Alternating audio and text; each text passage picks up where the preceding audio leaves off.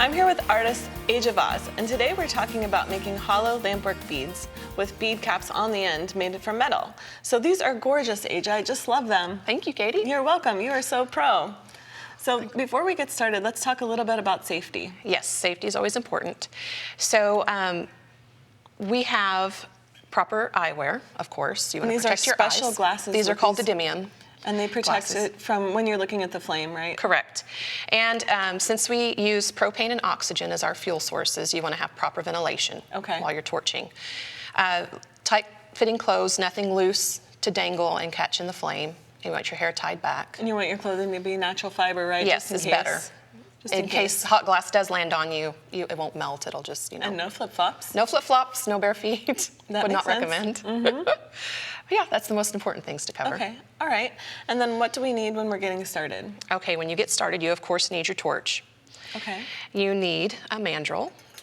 And today we're using the puffy mandrel. And you can see it has a hole drilled in the side, which is how we're making our hollow beads today.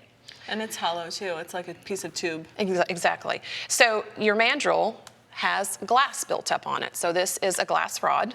This is the color we're going to be using today. Okay, and is this soft glass? It's soft glass, yes, soda lime glass. And see what other tools. I really keep my tools to the minimum as much as possible. So I don't have my torch-mounted marver on this torch because it's a little bit bigger than my, this is a newer torch for me, so my old one had the torch-mounted marver. So what I use is this little tool. Is that considered a marver? It is not, but I use it as a marver. I like it because it's double-ended, so I can manipulate glass in different ways. And this is small enough that you can fold the glass around your bead and do all kinds of interesting things with it. Okay. So that's pretty much going to be my only tool that I'm going to be using while I make this bead, other than, the mandrel and the glass and the torch. Sure. So let's talk a little bit about the torch before we get started. Okay. There are different sizes. Oh, yes. And many this different.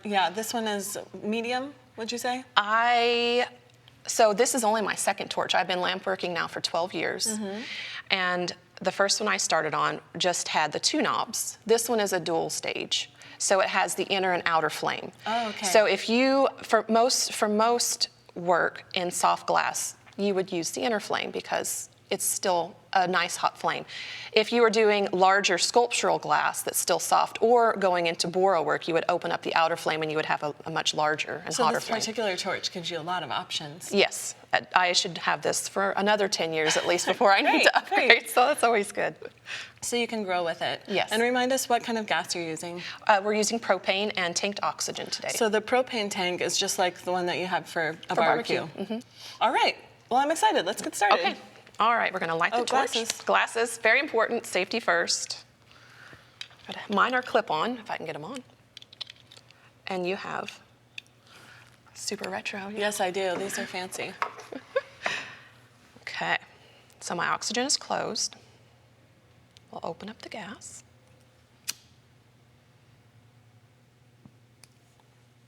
I thought it was going to be loud. Well, I don't want to scare you. Oh, okay. We're starting a little smaller. All right. Then we're going to open up the oxygen.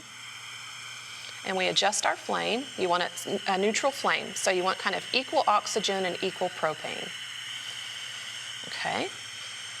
And you have bead release on your mandrel already. This is bead release, and you want it to be dry before you put it in the flame. Well, you could flame dry it, but I prefer to gently heat it. And you want to watch for a dull orange glow. So you see it there? Okay. Take our glass rod, and we're going to lay 2 little foundation spacer beads on either side of that hole. Okay. Check to make sure my airway's clear, so whenever I'm puffing, I can actually puff out the mandrel.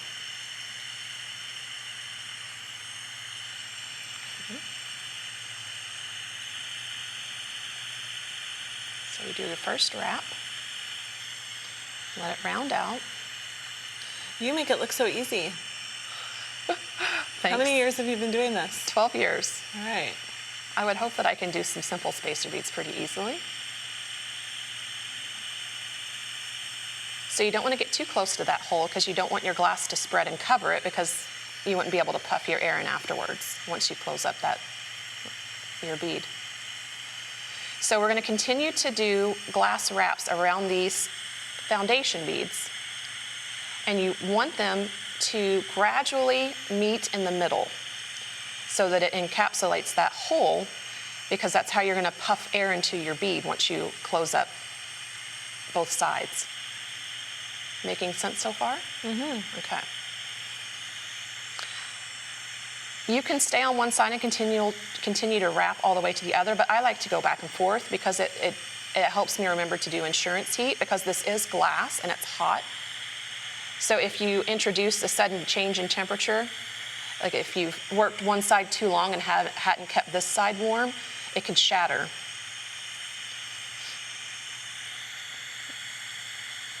So now we want to try and start to wrap it so that you can gradually see it start to go towards the inside.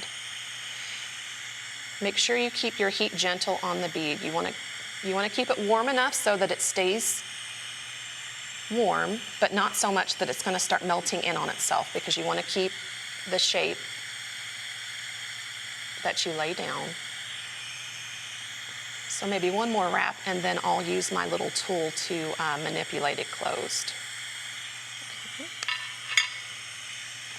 Take my little rake here, and then I'm only heating the top half of the glass, and you kind of want to just push it so that both sides meet in the middle.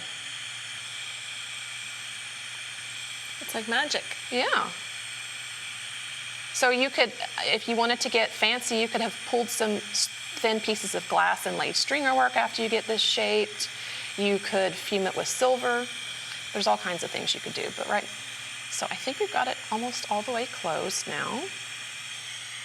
So now you want to see most of this turn orange, and then you switch hands, and your thumb is going to plug this hole, because you want to keep the air that's in the bead right now trapped so it doesn't sink in on itself. Okay. Because if you forgot to do this part, you would end up with a solid bead, and the little hole that's in the mandrel would end up covered in glass. Oh, okay. So you want to continue to heat this up, not getting it too hot. You just want it warm enough so that you can see it move, but you don't want it to glop off of the mandrel. So we're almost there. Okay. Let it cool off slightly, and you hold it and watch it. Once it goes around, you're going to do small puffs of air as you continue to rotate.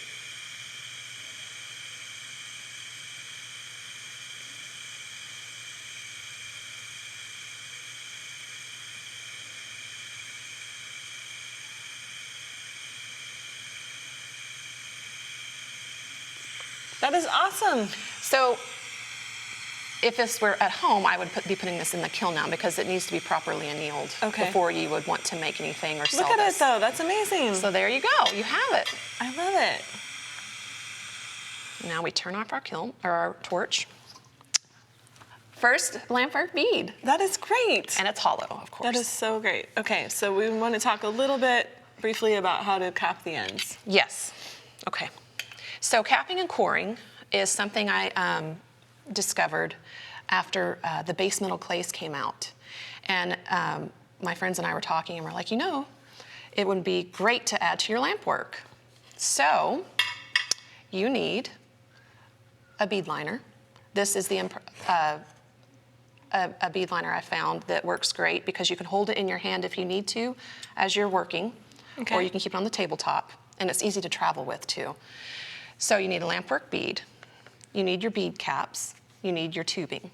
Okay, well, we won't have time to do the whole thing, but maybe you can just tell us the process. Okay, so the process. You stack your bead with your tubing, and you mark it with your marker, because you need about an extra millimeter in space to flare around the bead. Because it's kind of riveted. Exactly, it is. It's permanently set into the bead. So you have your bead caps, you put them on. And these are made from metal clay? Mm-hmm. And I've hand carved my own textures into the bead cap. They look great. So you place, so it's kind of a little hard to see, but you have about a little bit of an overhang, maybe a half a millimeter on each side. And you center it on that little post that's on the, you open up your liner, make sure your tubing is on that post. And get it on there. And you want to do about a quarter turn. And then you take it out and you flip it over, and you continue to do this as the tubing flares over. That is genius. Very convenient, and you can travel with it. I love the way it looks. So you have it flared here, and it's almost done. And then I just use my little to finish. Oh my gosh, you're tapping that glass. It makes me nervous. No, it's fine because you're not tapping on the glass, you're tapping on the metal part. So your bench block cushions it because you're keeping your tubing straight up and down. So the only thing that is getting flared down is the metal, okay. not the glass. Okay. These are great. Well, thank you so much, Aja. Thank you, Katie. Thanks for having me. You're welcome.